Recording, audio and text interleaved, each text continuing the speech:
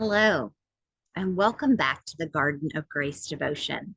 My name is Pastor Katie, and I'm one of the pastors at Trinity Lutheran Church in Lilburn, Georgia. Today, in the Garden of Grace devotion, I greet you with a confession that I have developed a negative attitude against the machine behind me.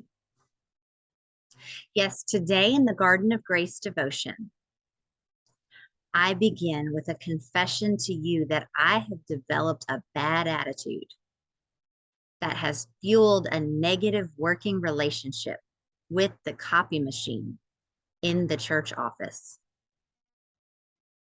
Confession is good for the soul, they say.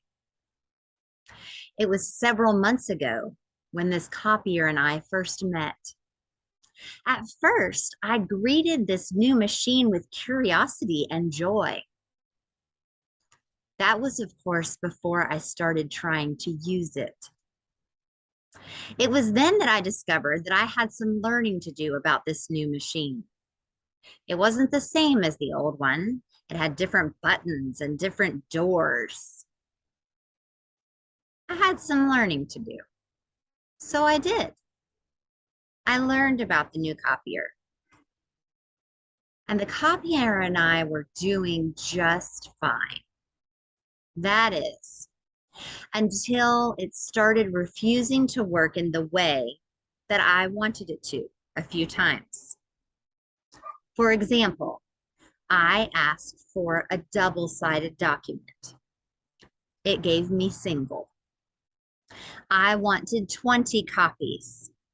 It politely declined and only gave me one. That was the beginning of the list of offenses that I feel this machine has committed against me. Any of you that have relationships to some extent with electronics, I think will understand. Some of it may have been my fault when it comes to the machine not working properly. Some of it I do think is the machine's fault. But I will tell you, I have noticed a difference in the way that I approach this machine as of late. Recently, I've noticed that as I approach the copier, before I even start pressing buttons, I feel sure that in one way or another, before it's all over, the copier will wind up pressing my buttons too. Viewing the copier in this way, I am less patient with it. I'm more likely to get frustrated, and I'm more likely to push the wrong buttons and help the thing to make mistakes. My bad attitude towards this thing actually makes it less likely to work because I am less likely to take the time to give it the information it needs in the way that it needs it so that I can have the desired outcome. As I've been reflecting on my attitude towards this copy machine, I am reminded that this is an inanimate object, of course. The printer does not have any idea of the animosity that I hold towards it, nor the frustration, nor is the printer aware of how my own frustration affects my ability to interact with it. With this, the printer, it's really a one-way street.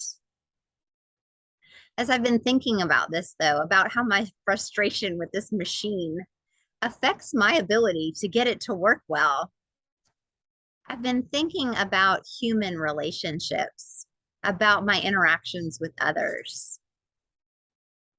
I think we all have places and situations and even people that we find ourselves more easily frustrated with. Sometimes long before we even interact with them, we may already be thinking about how things are not going to go well. We might be thinking about this or that that we don't care for, about previous interactions. That's only human. Without realizing it, though, when I do that, what comes naturally at times, when I do that without realizing it, before I even have the encounter, I may already be setting up the encounter for failure. That's why the verse that I'd like to share today, or that's where the verse I would like to share for today comes in handy. It's from 1 Corinthians 13, verse 7. It reads, love bears all things, believes all things, hopes all things, endures all things. Now, I've heard this verse many times in my life. As a pastor, I've spoken these words at many different weddings, held within the larger passage of 1 Corinthians 13.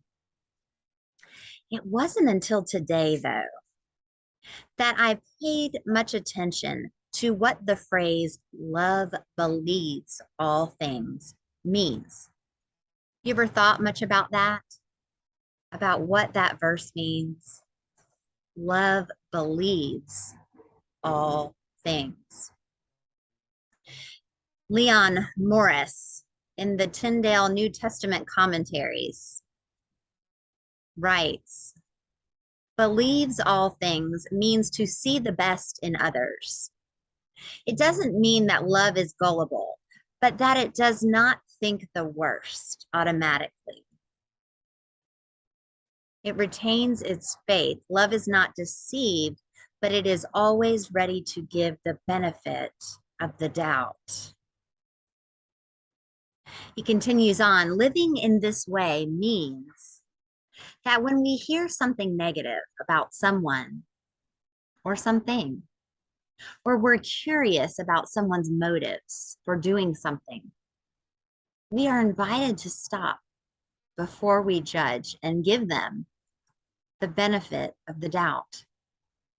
In this way, we can actually help to cultivate more positive relationships rather than seeing others through a negative lens. Of course, that passage in Corinthians is housed in the larger passage about love that comes from God. So what might it look like next time I'm feeling frustrated before something even happens? For me to remember that love believes all things. What happens when we wonder about somebody's motives if we give them the benefit of the doubt? What happens if I start looking at this copier as a gift from God, a machine that's been programmed to do a job, instead of a little monster that's trying to frustrate me every day? I think if I approach it differently, the outcome may be different. I am fairly certain that I have a decent amount to do with this machine not working, and that a good bit of it has to do with my attitude. So I'm going to experiment. I'm actually considering putting a little sign on the printer, just in case others may have a similar experience. A little sign that says, I am the gift from God.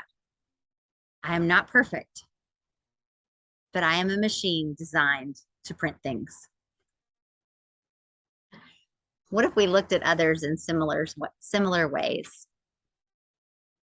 Offering the benefit of the doubt, trusting that those we come into contact with are children of God, and through God's grace, seeking to love others in a way that believes all things. God's peace be with you today and always. Amen.